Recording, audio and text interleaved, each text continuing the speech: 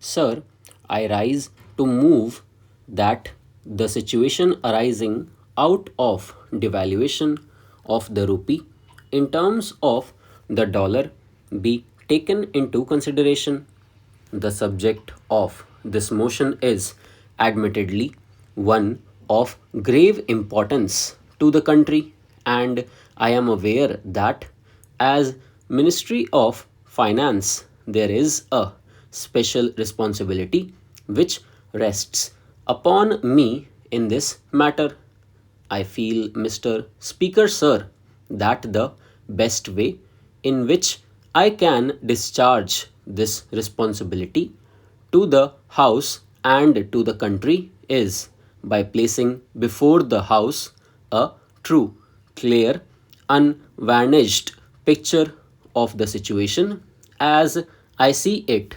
First of all, I would like to acquaint the House with the circumstances which led step by step to the situation which we are now faced.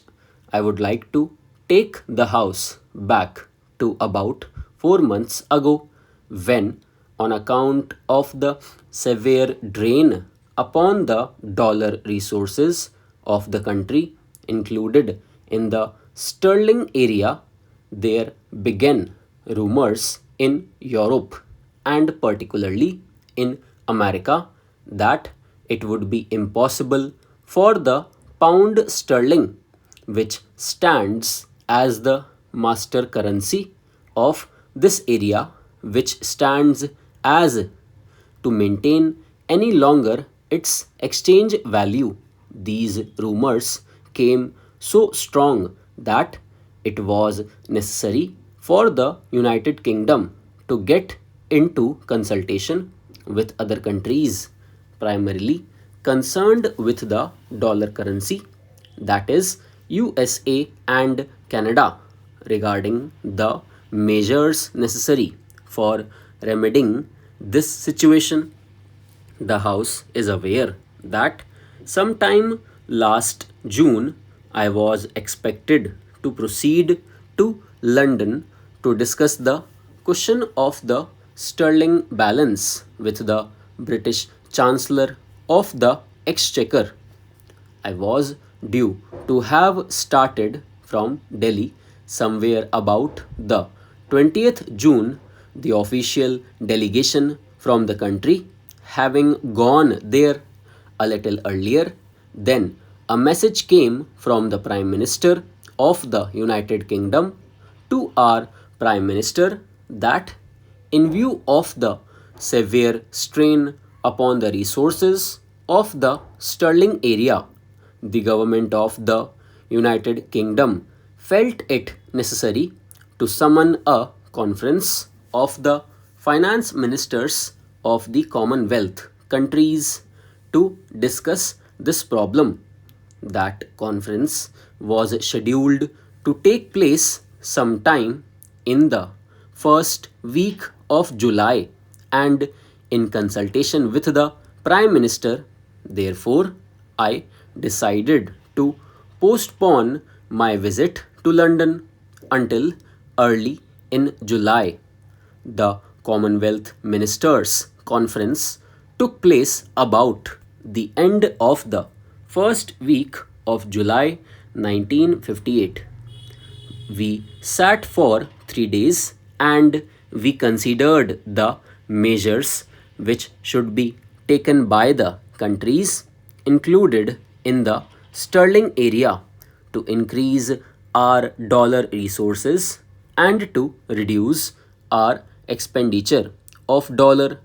Various resolutions were framed at this conference, and the whole point was that of the resolution passed at the conference were to provide the basis on which the British Chancellor of the Exchequer, so to speak, the managing agent of the sterling area, was to hold talks later in the year, sometime in September, with the US Treasury and with the Canadian government. It is an important point to remember, and I should like to lay some stress on it that the Commonwealth Ministers' Conference prepared the brief on which the Washington talks were to be based, and I want further to draw the attention of the House to fact that the in the whole situation, the brief prepared by the Commonwealth Ministers' Conference, there was no reference to the subject of devaluation. That subject was not discussed at the conference. There was not even so much of conference and a reference to the subject at the conference. Then came the talks in Washington in September. The talks at Washington are between the British Chancellor of the Exchequer, the US Secretary of the Treasury, and the Minister of Finance of the Canadian government. The Commonwealth countries were not represented in this conference. The understanding was that the British Chancellor of the Exchequer would urge the case for the sterling countries on the short note prepared by the Commonwealth Ministers' Conference. I may say incidentally that in view of the great importance of these talks in relation to our finances and the general economy of our country, the government of India felt it necessary to direct Mr.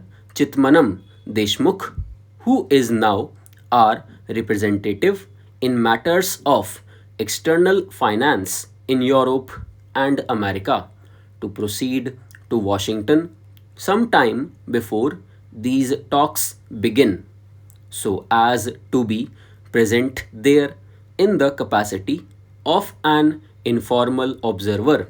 From public statements which have been made, I understand that before the British Chancellor of the Exchequer and the British Foreign Minister, we went Washington. Apparently, a decision had been taken to devalue the pound sterling. The next stage to which I want to carry these preliminary observations, that the first information that we received here regarding the decision of the UK government to devalue the pound sterling was contained in a message which was sent by Mr. Atali to Pandit Jawaharlal Nehru. We had to see the repercussions of devaluation of the British currency